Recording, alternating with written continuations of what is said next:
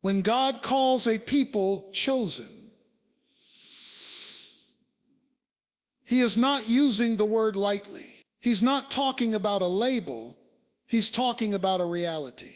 To be chosen means that you've been set apart for something greater than yourself, and that's always tied to responsibility. And right now, in this season, we are walking into this season pointing toward August 20th, 2025. God is sending a message to his chosen ones. He is saying, pay attention. You don't have time to drift anymore. You don't have the luxury of casual faith. When God shakes the foundations of nations, when he allows storms to hit, he is not only testing systems and governments, he is testing his people. He is asking, who is truly mine?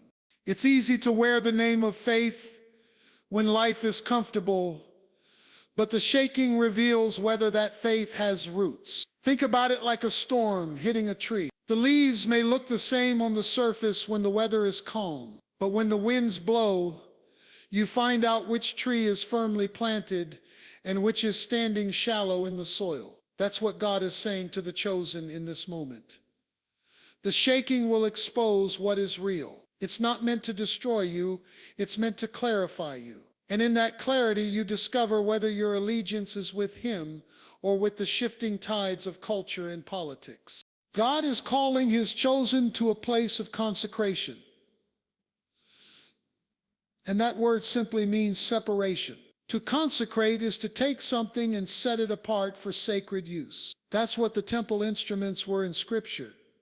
Ordinary objects made extraordinary because they were dedicated to God alone. And that's what he's calling his chosen people to be in this hour. You can't walk like everyone else walks. You can't think like everyone else thinks. You can't let your values be dictated by headlines or popularity polls. If you are chosen, you must hear his voice above the noise. You must step into the identity that has already been written for you. Because when the shaking comes, those who are consecrated will not only survive, they will stand as testimonies. And let me make this plain. This isn't about fear.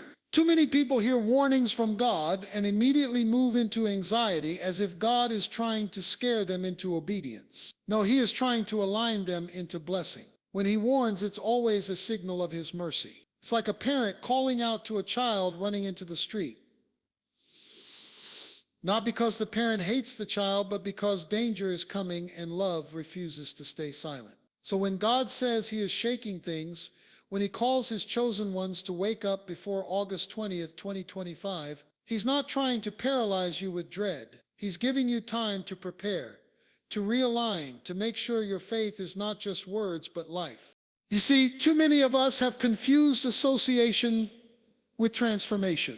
We think being around religious spaces means we're spiritually grounded. But you can sit in church every Sunday and still be hollow inside. You can claim belief with your mouth, but live with divided loyalties in your heart. That's what the shaking is coming to uncover. And if you're chosen, you don't have the option of being lukewarm anymore. God says in Revelation that he would rather have you hot or cold, but if you're lukewarm, he will spit you out. That's strong language, but it's there to emphasize the seriousness of this moment. The chosen must choose every day with every decision in every arena of life. And let's not miss this truth.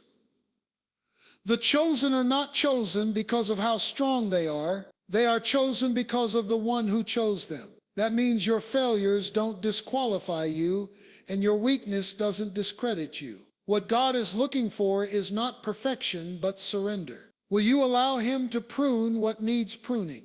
Will you release the distractions that keep you shallow? Will you take your faith seriously enough to put it into action when it's inconvenient, when it costs you something, when it sets you apart? Because that's what being chosen means. It's costly. But the cost is always tied to a greater purpose. This is why the chosen must hear this message now. The storm isn't waiting until you're ready. The shaking isn't on your timetable, it's on God's. And he has circled this date not to give you fear, but to give you urgency. The chosen don't wait until the crisis arrives to prepare. They live in readiness. They keep their lamps full like the wise virgins in the parable, so that when the bridegroom comes, they don't miss the moment. So I want to leave you with this thought.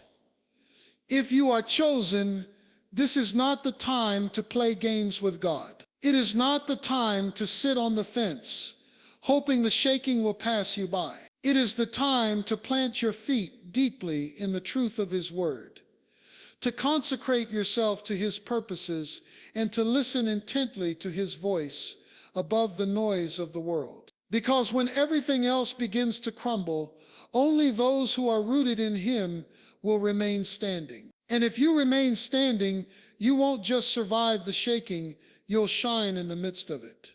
Closing statement. The question is not whether the shaking will come. The question is whether you will be ready. If you are chosen, now is the time to prove it. Not with words, but with your life. When we talk about being chosen, it's not only about identity, it's also about assignment. God doesn't call His people just to survive the shaking. He calls them to become instruments of His presence within it. And this is where the urgency of the moment becomes so clear. If August 20th, 2025 marks a turning point in history, it's not simply about what happens to nations or leaders, it's about how the chosen respond. Because in every crisis, God raises up a remnant who are not just observers of events, but carriers of His presence in the middle of them. Now, here's what we have to understand. Being carriers of God's presence isn't a mystical abstraction, it's a practical reality.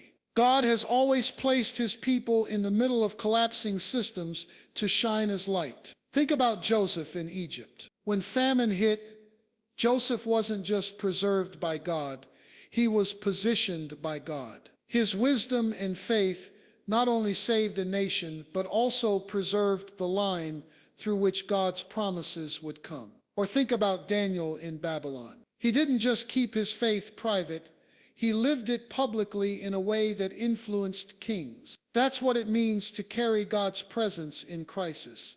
It's to embody His wisdom, His peace, His courage, and His truth when the world is unraveling. So when God warns that a shaking is near, and when He calls His chosen ones to prepare, it's not only so they will endure, it's so they will become a refuge for others. Because when people are frightened, when the structures they've depended on collapse, they start looking for stability. And the question is, will they see it in you? Will they sense that you are anchored in something deeper than politics, deeper than economics, deeper than human guarantees? That's what being chosen in this hour means. You are meant to reflect the unshakable kingdom of God in a world that is falling apart.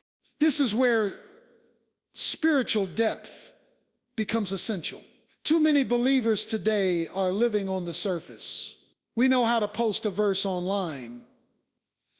We know how to say the right things, but when trouble comes, we panic, just like everybody else, because we haven't cultivated intimacy with God in the secret place. You can't reflect His presence if you haven't been in His presence. That's why Jesus often withdrew to pray, because you cannot pour out what you haven't been filled with. If the chosen are going to carry God's presence into this coming season, they must learn to prioritize His voice over all others. And let me make this practical. Carrying God's presence doesn't mean you will escape the shaking. Joseph went through prison.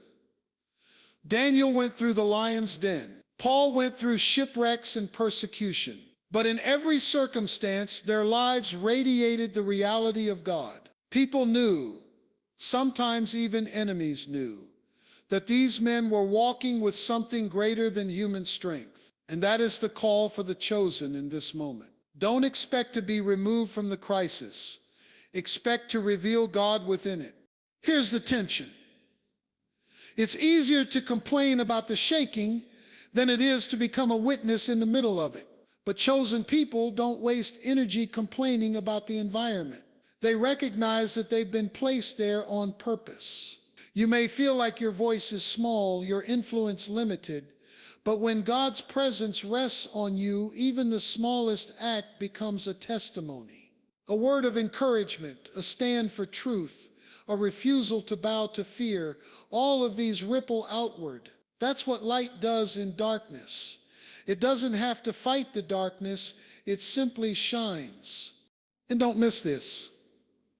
Carrying God's presence means embodying both truth and grace. Too many of us lean one way or the other. Some carry truth like a hammer but forget love. Others carry love but abandon truth. But if you're chosen, you are called to reflect Christ, who was full of both grace and truth. That means you speak clearly about what God says, but you also demonstrate compassion for people who are broken in the middle of the shaking. The world doesn't need another echo of anger. It needs a demonstration of the kingdom. Now here's where it gets personal. If God is calling his chosen to rise up before August 20th, 2025, then that call is not just general, it's specific. It means he has placed something in you that someone else will need in the middle of the storm. Maybe it's wisdom, maybe it's encouragement, maybe it's leadership, maybe it's the ability to intercede. Whatever it is, it's not accidental. You are chosen for a purpose bigger than yourself. And when the shaking comes, hiding what God has given you is not an option. The gift was placed in you for such a time as this. So what does this mean? It means we must shift from being passive consumers of faith to active participants in God's mission. The days of casual Christianity are over. If you are chosen, you don't just watch events unfold on the news. You step into your assignment and say, Lord, use me however you need to in this hour. That's how the chosen become carriers of his presence in a world desperate for hope. Closing statement. The shaking is not just a test of the world. It is a test of the chosen. And if you carry his presence, you won't just endure the storm. You will become a light within it. The question is not whether you are chosen. The question is, will you step into your assignment before the hour comes?